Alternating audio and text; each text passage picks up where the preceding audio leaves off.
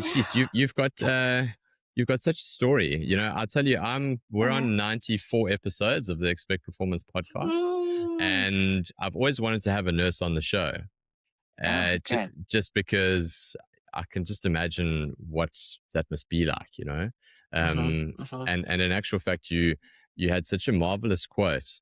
Or you wrote something on LinkedIn. I'm going to read it to you because I thought it was Okay. something that was so pertinent. I think it was Nurses Day somewhere there. Mm. Hmm. And you wrote, nurses are invited into the most pivotal moments of people's lives. We are there at the Hmm. beginning, the end, and so many life changing moments in between. We witness first breaths, last breaths, life altering diagnoses, the conversations families never forget. We meet people on the best days of their lives and the worst ones. And in those moments, technical skills matter deeply, but so does presence, which that's Hmm. powerful because people may not remember every medication, monitor, or clinical decision, but they remember who made them feel safe, who slowed down long enough to listen, who treated them like a human being instead of a task list.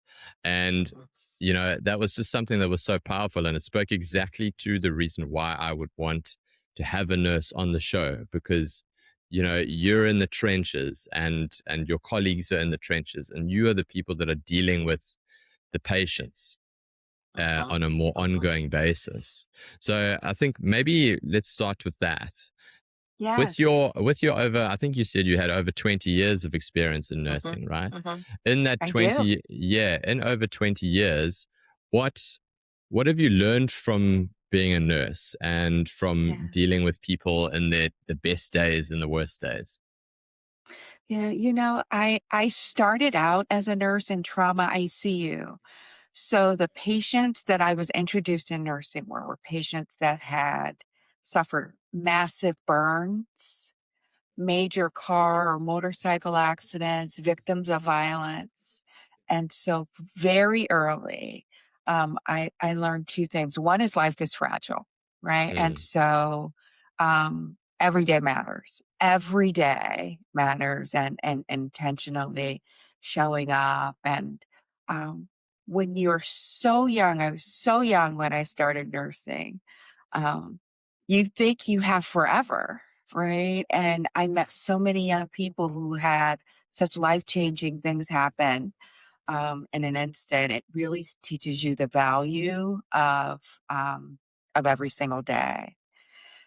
And the other thing that I've really learned is that when people are vulnerable near you and allow you into special places, that's a privilege, and you have to treat it like one. Um, and so, you know, um, police officers and firefighters and nurses, and we have this opportunity to meet people really in very difficult times of life. And there's some self-protection that has to come with that, right? You can't see that every day. You can't fall apart every day. mm. And but you do have to figure out how to spend your off time regulating yourself so that you can still show up the next day um, with empathy and open to the next patient who's there to see you. And it's a practice to do that. um, it's vulnerability. As you can imagine, people who are dealing with life altering decisions, their family members may not always be the best selves when they come to work. I say that all the time. This is the worst day of their lives. For many people, it's another work day for you. You have Mm. to remember that and be intentional in refreshing yourself, regulating yourself, pouring into yourself on your off time and figuring out how to decompress so you can come back to work whole every day because we are doing sacred work in How did these you go about interactions. regulating yourself? What was Yeah. your what So, was your way of regulating and getting back to neutral? yeah, I find nature to be the most healing environment that there is. And so, um, I have a great love for water.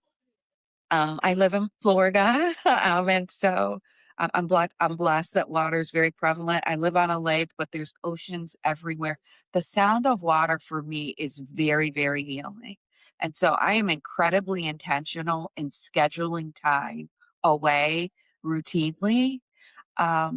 In the States, we're not nearly as good as the rest of the world at taking vacation, not nearly as good. Our culture's Mm, not that great at that. But I have been very intentional in that because it gives you a time to reflect and refresh. Um, Another thing I started doing very early that worked for me is journaling.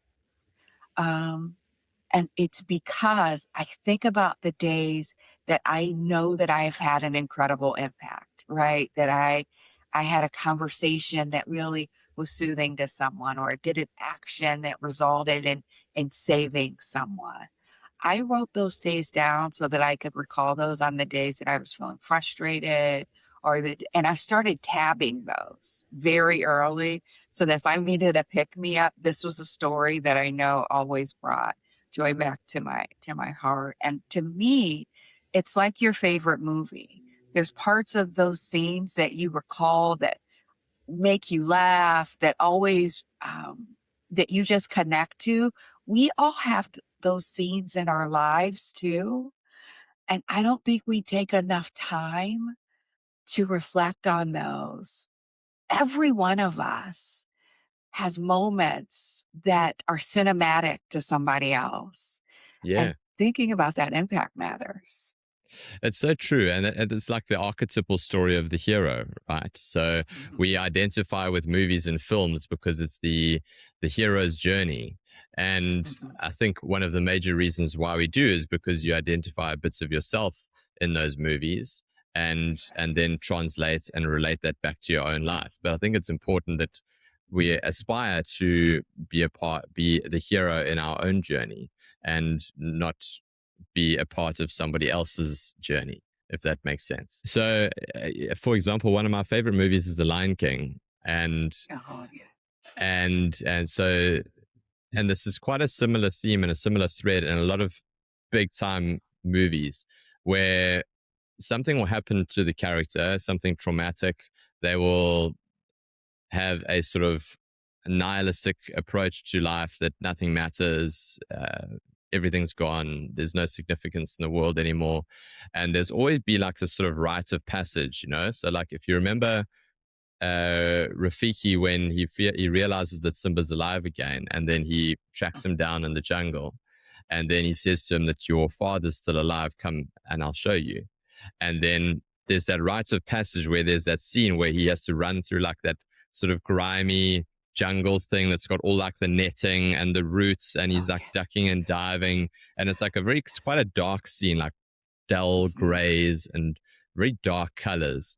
And then he comes through the other side, and then he has that scene with Mufasa in the sky, and then he sort of finds That's right. himself again, you know? And just there's something so significant about how that whole scene plays out, that in every hero's journey, there's adversity, That's right? right. Because the definition of a hero is you have to overcome something, That's right. to do something heroic. And you've got an incredible story about timely presence and what you've been building over the last year, 2 years. Could you perhaps share a timely presence and what you guys are up to and how it came about? Yeah. So, again, I've been taking care of people for 20 years, Mm, and often at the end of life. And I think I think I've been really good at that. I think I brought healing to difficult conversations, but I misunderstood. I thought I was taking care of grieving people. What I've come to understand is I was taking care of people in shock, and they're different. They're different. And so there's the shock of finding out that there's some terrible event that's happening or occurring right now. And it's disorienting and it's confusing and it certainly can be quite sad. But what you don't understand in that moment, particularly of loss when someone does die, is that that's not grief. Grief happens 3 months down the road when this person who's been so central to your life isn't at Christmas dinner, um, or can't call you and say, happy birthday. And so on January 3rd of 2023, my son had epilepsy and seized in his sleep and died. And uh, my younger son called to give me the news. I was on a cruise ship, incredibly disarming. Um, and I spent a couple of weeks doing all the things that you do after someone dies. We got back to the States. We prepared for his funeral. We wrote an obituary. We planned the service, right? There's all these things, these rituals that we do for the for the dead, really. The dying and the dead. There's all these rituals. There are no rituals for the survivors of them, none. Mm. And so when everyone left, when the ceremonies were over, when the goodbyes were over, people went back to their lives because they're living, right? They showed up, they supported and surrounded us, and they went back to living. And the silence that was left was deafening. And I realized that was the beginning of grief. The funeral was the starting line of my journey with grief. And so, in the States, Mother's Day is a huge deal. I don't know if that's true. Yes, same here. Okay. A Um, bigger day than Father's Day, which is like also I know. it's like slightly annoying. But I always Father's Day in America is the final day of the U.S. Open in golf. So they always Yeah. manage to put day 4 in the U.S. Open. So that always sticks out to me. On a side It is note, very unfair. It's very unfair. But no, but you Mother's deserve mothers deserve every credit in the world. I'm just kidding. Yeah, it's Yeah, great. sorry. Please It's a continue. big deal. It's a big deal, but that first Mother's Day for me was very anxiety producing. And I wasn't sure how to react. In fact, I didn't want to participate in the day at all. And I told my husband to let my other two children know that. My sister called and decided that she would fly down to see me. So she came with my mother and sister, and they spent Mother's Day weekend with me. And my fear had been that I would spend the weekend as a bereaved mother. Instead, I spent the weekend as Darius's mother, talking about and remembering his light and the love that we had. And although we acknowledged the loss, we spent the weekend in light. And it changed the narrative for me. It reframed what was going to be a very difficult time. And I thought that might be a way to move forward. And so I began offering that to people around me who had lost. My neighbor lost her husband of 50 years. And on his birthday, I anonymously gifted her a memorial wind chime for him. And she called me over with tears in her eyes and said, "Look what someone left. They thought about Mike today on his birthday." And she'd hung the wind chime. And the next day she told me she sat in her backyard and listened to it. And he spoke to her all night through the wind chime. And it really brought her peace. And I did it again on their anniversary. And I did it for someone else. And what I found out was, much like me, people were now dealing with an emotional calendar of grief alone. And they felt like everyone had moved on and no one still remembered their person. And so showing up in those moments brought light to what was a really dark day for them. And it felt like that was a concept. And so we really have grown and developed that into a business where we allow people who care and love someone so much and want to do the right thing, but don't know what to say, don't know what to do, don't have the capacity in day to day life to always show up on days that are predicted to be difficult, or it's work, it's mechanical work to do that. We Mm. make it logistically easy for you to show up for an entire year on the days that research say are going to be more challenging for the bereaved, and let them know that your person mattered, the love was real, and you're not alone.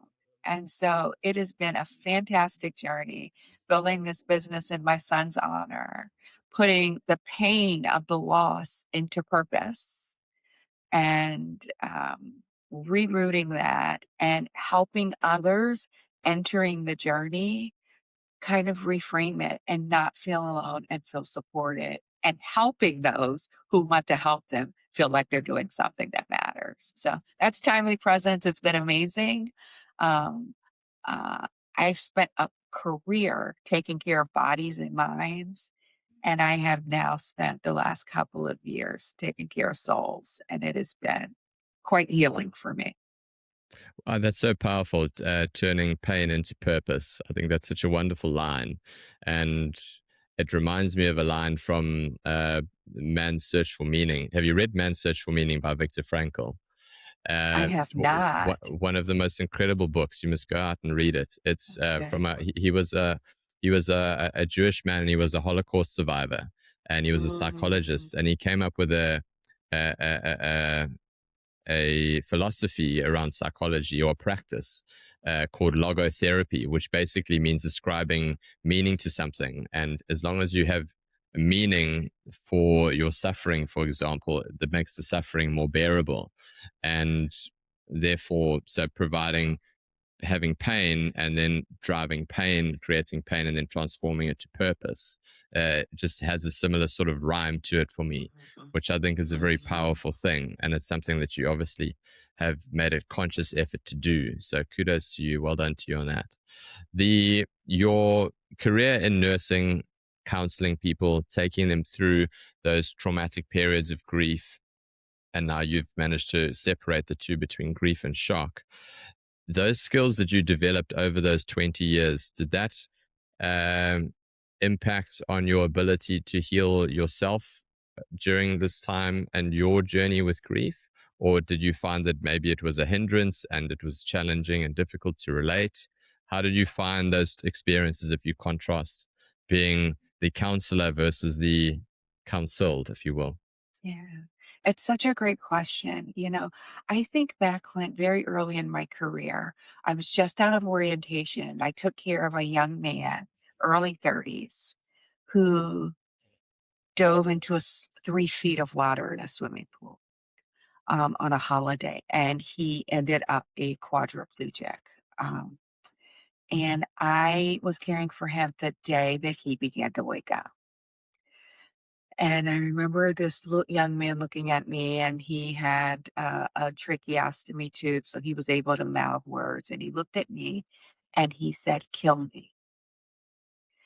And I was 24, maybe, and I was overcome with emotion. And I called the nurse who trained me into the room, and I wasn't sure how to respond. And we brought in a social worker and a chaplain, and they sat with the man. And over the next few weeks, I watched them sit with him and help him process the loss, absolute loss. Life is definitely never the same for him. But connect to what was important to him, what mattered. He had 2 children and a wife at home, and how he could find a way to still find purpose in life, even though life was going to be totally different. And I stayed connected with that family. And years later, he became a person who went around speaking to other newly paralyzed people about life shifts. And I watched his story, and I began to watch that in other patients, right? We had patients all the time who thrived, who were burned and terribly disfigured, who went back to life. A young woman who was septic and ended up losing both her arms and both her legs and became a national speaker for sepsis. And what I saw in them routinely was this innate ability to be able to reflect on what still matters. There's a piece and part of me that's still relevant. There's a part of me that I loved before. And how do I reconnect to that I love? And that formula, watching the grit, the determination was not foreign to me because I'd seen it dozens of times in people. And so very quickly, um, I decided that I had had a very full life. I'd been very blessed in my life, a wonderful family, wonderful friends, and I had had a significant loss. But that loss was going to reshape me. It was not going to redefine me. And so I began thinking of the parts of my life that I love, so the parts of me I didn't want to lose. I knew I would be different. That can't happen and you be the same person. I knew I'd be different. What was non-negotiable for me? What had to move forward? And I began reconnecting to those things. And that was my love of nature. So on the days I didn't want to get out of bed, I said, I'm walking to the mailbox today. And my sole purpose is going to be to feel the sun on my face. That's the only reason I'm going outside. And I didn't. And then it was, I'm going to walk without shoes so I can feel the grass, right? And I slowly just began to reintegrate the things that matter to me. And slowly I became more of who I was, which allowed me then to getting into the how I was going to find purpose. Exactly what you just said about this book. His purpose, his life was not going to be relegated to the many urns that sat on my shelf. His legacy was going to be bigger than that, and that was now on me. He was no longer here, so that was now on me. And so um, my career and my ability to see resilience in people and see the uprising really let me know that it's not only possible, but there's a framework for doing it. And so I followed the playbook like so many people do. Wow, that's so powerful. I mean, really, it's one of those things. It's hard to find words when you're having a conversation with somebody like yourself who's had to overcome and has done it with so much grace, and then has projected that and created a platform for people who might be in a similar space that can then benefit from the likes of timely presence. When you're speaking about grief, we all know people who've gone through, who've either myself have experienced tragedy, or we know people close to us that have experienced tragedy. And a word that gets thrown a lot around when it comes to tragedy, trauma, and grief is acceptance. And accepting what has happened. Can a person truly recover from a traumatic event, in your opinion, without accepting what has happened? Mhm. Yeah, acceptance is a really tricky word for me. Hmm. I have I you know, it's difficult to find peace with this, right? It is. Yes. That's a challenge to be able to do. Um, for me, it's acknowledgement that it Okay. is done and different. Um, and, and decisions. You think you have a belief about life and death and what happens after death, and then it happens to you.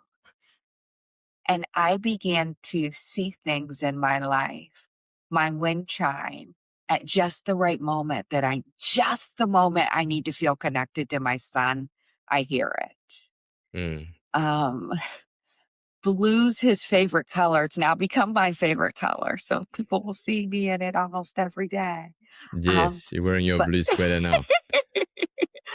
Ju just the moment when I need to feel something with him, like a blue jay landing on a tree, those things aren't coincidental to me. I live Mm. in Florida, it's hot. There's there's not blue jays everywhere, right? Yes. Those things aren't coincidental to me. To me, that's evidence that, that he's bringing comfort back to me, and so I have come to acknowledge that life is different and accept that I will always be different. But I thought before that acceptance meant something different than what it means to me today. Before, I Wow. thought accepting that you're saying goodbye, that this person's right, that they've moved on to another realm, and that at least in this realm, your paths don't cross again. And to me, that's not what it is. It's that how I experience him is different than it was before. Our relationship is different. I'm the parent. I guided him on earth. he now gives me signs and directions. I never saw that coming before. Couldn't have imagined that's Mm, the way it is. And so I've accepted that how our ways of being with each other is morphed into a new reality. And so it's just very interesting what you thought before and what becomes your reality and what's real and what you could accept look very different after loss. And I think it looks different for everyone, but for me, that's what it has turned into. wow, that is so pertinent, and it lends itself to one of my favorite questions on the show, which is, "Have you changed your mind on anything?"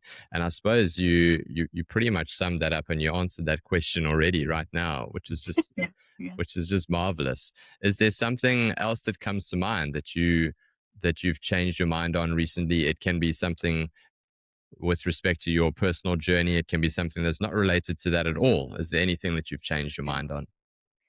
Yeah, I used to think that supporting people for grief meant holding them and letting them cry on your shoulder, and I think that's still important. I also think that supporting someone through grief, being there for them, is helping them rebuild resilience, right? Mm, That doesn't mean I'm fixing it for you. That is that I am somebody who shows up when you need me, even if it's uncomfortable for me, right? People are uncomfortable yeah. with the conversations. That's leaning into that, even if it's uncomfortable for me. That is if 2 years from now you give me a call and it's a really difficult day, I'm still there, right? It's not the Mm, conversation that it's time to move on. That's it's been 2 years, right? It's not doing that. And it's helping someone see when you see the moment of the spark, the first time they laugh, there's guilt there. There's absolute guilt. I, I mm. I hadn't even conceived that. The first time I was happy after my son died, am I allowed to be a happy person? And I had a very dear friend who said, "It's so nice to see that part of you that Darius loved so much." Right? And so those brief moments of helping people build resilience, telling them it's okay for you to not respond to this call. It's okay for you to not answer my text. I just want you to know I'm thinking of you. That helped me so much on my journey. It's so much more than sending flowers. It's so much more than giving me a hug at the funeral. It is allowing me to be in my grief, but supporting me along the way and definitely supporting me as you see parts of me come back to life. Wow. What shouldn't a person do in that situation? So maybe there's somebody who is wanting to be there for their friend or family member, but like you say, it's an uncomfortable situation. It's a very traumatic experience for everybody involved. What what should a person avoid if they're wanting to put their best foot forward and to be as supportive as they can for their friend or family member? Yeah, I do. I have a 3-step framework I say for people who want to show up better for the people they Mm, love in grief or in trauma. So the first is to regulate yourself, right? So what we find sometimes is people come and they say things like, I couldn't imagine this happening to me." Not that helpful. Or, mm, they come with tears, right? "I'm just so sorry this has happened to you." Just not that helpful. You don't have to have the perfect words, but you have to come in a state that's calm and peaceful so you can meet them with an energy that they need, right? And so self-regulation is very, very important. Pause with intention. If you're too heightened to address it right now, then wait until you're not. So self-regulation is very, very important. You don't need the perfect words, but you need to be perfectly regulated. The second R is that you've got to just respond. And so do something, not acknowledging it. The absence of word, that silence yelps. It is so loud. And so what does that look like? It doesn't look like making them responsible for figuring out what to do. Just do something. Send dinner. Offer to come over and do laundry. Watch the kids on Sat. Take the kids to practice on Saturday. Show up and do something. Don't make them the burden. Don't give them the burden of figuring out. They don't know. They're in shock. They really want their person back. Do something. Don't worry about doing the wrong thing. um, do something, right? And lastly is remain. So it's regulate, respond, and remain. And remain is keep doing something. Don't do it once and ghost them. Show up again in 3 months, send dinner again. In 3 months, come over and sit and say, let's talk about John, right? Just continue to show up over time. That's the way that you can make a difference. It's really three simple things. I think we get very, very caught up on how I shouldn't do this. People are worried about bringing it up. I'm going to cause more pain. I'll re aggravate the wound. Mm. By and large, people want to talk about it and no one else wants to do it with them. So be the one that's different. Give them space to do it. I am here. I'd love to talk about John if you feel comfortable doing that. And if not, we can just sit in silence. Those moments, those words, unforgettable. A magnificent way to show presence for someone you care about. Yeah, and like you say, meeting them and creating a space and an environment for them to raise them and bring them up rather than match them at a level of trauma or shock, etc. Right. So yeah, that's That's very, right. very powerful. Going back full circle to your nursing days, like you Yeah. said, you counseled and you dealt with people who also at the end of their days and Mhm. perhaps knew that death was around the corner. Do those Did you learn anything from those people? Did they leave any parting words of wisdom for you? Or was there a common thread, like similar regrets that they might have had about life, that stands out to you? Yeah, for a brief time I worked hospice, and it's a place I learned the most life lessons because many of those patients were still able to converse with you and share those things, right? And I learned a lot about the value of meaningful relationships. I remember one woman in particular, and she was very decorated. She was like a school superintendent. She was a very decorated, degreed, educated woman. And I was at the time in a PhD program. And so I was talking to her about this. And she looked at me and she said, I have 5 degrees. And the only person in this room with me right now is you. I couldn't make my marriage work. I never had children. And I didn't foster my relationships with my siblings. I put all my life into my scholarly work. And I made an impact there, I really did. But on my final days, I'm dying with strangers.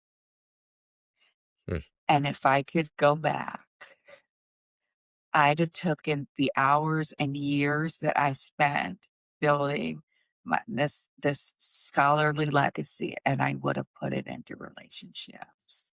Nurture your family, and I will never forget that. Um, Time and time again, I've heard from different people, how do you make marriages last? How do you raise children that are strong and confident and successful? And over again, the resounding theme was, you're there, you're present.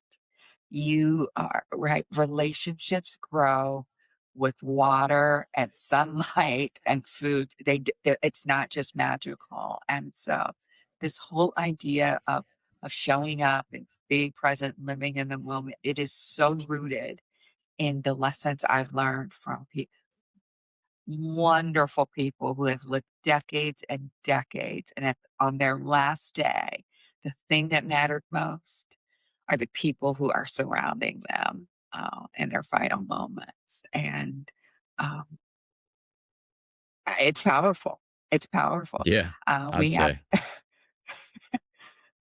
we have a society that values a lot of things, Hmm. and in the last moments, people value people. Yeah. And yeah, that's so true. And then, and you've found a way to bring that back and be there and increasing a person's circle or network of people that are close to them through timely presence and showing up and being there for those people in those times of darkness, and maybe sad times and traumatic times. So I see with timely presence uh, a lifetime's worth of advice, of experience, of passion and commitment that is now bringing and culminating in something that is very much passing it forward and putting out good into the world and people in perhaps some of the darkest times and unforeseen times in their life. What has you excited about timely presence? We're crikey Moses, we're already in June in 2 days' time. This year has absolutely flown already. What has you It excited really about has. timely presence for the rest of the year? Yeah, so I think there's two things. So we've started at this as this grief gifting service that shows up with these heirloom quality gifts all year long. We are rolling out two new programs, which I'm incredibly excited about. So one of them is a cohort, a legacy building group for women. It is rooted in finding pain and purpose, lost to legacy. And we are taking women who, much like me, have experienced some significant traumatic event in their life. And they have started the work of integrating and processing that. And they're asking, now what?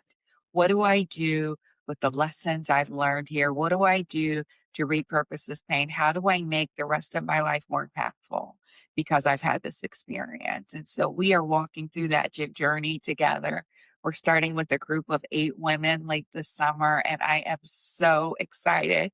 Our group is called Arise. Like Phoenix from the ashes, it is going to be helping women figure out what's next. So that is super exciting to me. Yeah, Our awesome. Yeah, it's really great. Our next body of work is really on training and helping corporations and businesses and leaders show up better for their people who have suffered loss or tragedy of any kind. And so, the estimates say 1 in 4 to 1 in 5 people at any time are dealing with some significant loss. And what we know is loss doesn't just stay at home, right? It follows you wherever you go in the world, including into your Mm, workplace and including into your business. And the organizations that have a better framework and better information on how to support those employees have higher productivity.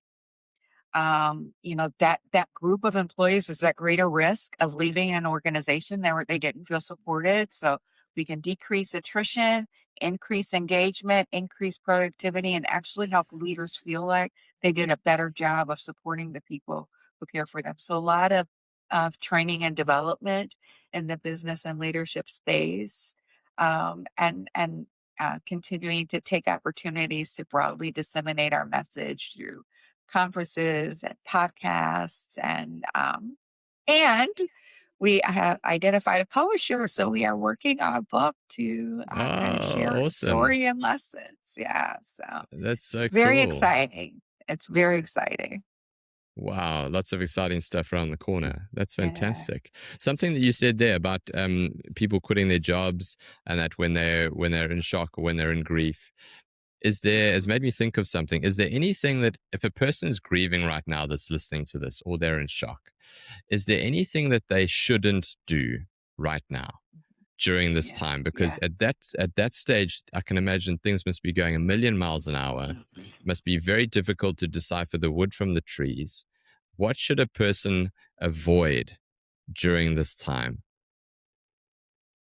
I think it's a great question. And the first thing I would say, any decision that's completely out of left field is not a decision to make right now, right? So if Mm, suddenly this has happened and now 3 weeks in, you've decided that you are leaving a spouse, leaving a right, and those thoughts did not exist 6 weeks ago, that is a pause moment. That's a pause, reflect, wait and see, right? You are totally off balance, and right now life does not have you're not looking through clear lenses. I will also say that loss does sometimes magnify things that we thought were already issues. And so it can give you clearer vision into what's important into prioritization. But the real rule of thumb is that we don't make any significant life decisions for the first 6 months after a significant loss. Grief doesn't even peak until month 3, between month 3 and 6. And so decision making at a point where you're the least balanced, the least regulated, the least clear are not good decisions. However, identifying counselors or therapists that can help walk the journey with you is increasingly important. And I'm happy that we are, as a society, we're increasingly open to the work that can happen in those spaces. Major life decisions warrant um, some discussions with maybe objective ears that can help you frame whether or not this is reaction or responding to Yeah. different things. Yeah. Kelly, I can't tell you how much of a pleasure it's been to have you on the show. I'm just so grateful that we got an opportunity to connect. And really, about kudos to you and everything that you're doing at Timely Presence and the impact that you're making in your communities. Where can people find you if they would like to follow you and if they'd like to see what you're up to and if they want to get in touch Yeah. with Timely Presence? Where can they find you? Yeah, so we are thetimelypresence.com on the internet. I am Kelly Edmondson on LinkedIn, and I'm pretty active there. And then Timely Presence itself, the brand is very active on social media. So we are on Instagram and Facebook, The Timely Presence. And I am the Kelly Edmondson on Instagram and Facebook, also pretty active there. So we're on all the socials. We're on LinkedIn and our website. Fantastic. It's been an honor and a privilege to have you on the show, Kelly. Thank you so much Yeah. for spending time with us today. And I wish you all the best for the rest of 2026 and going forward. Thank you for the invite. Appreciate the opportunity. Cheers.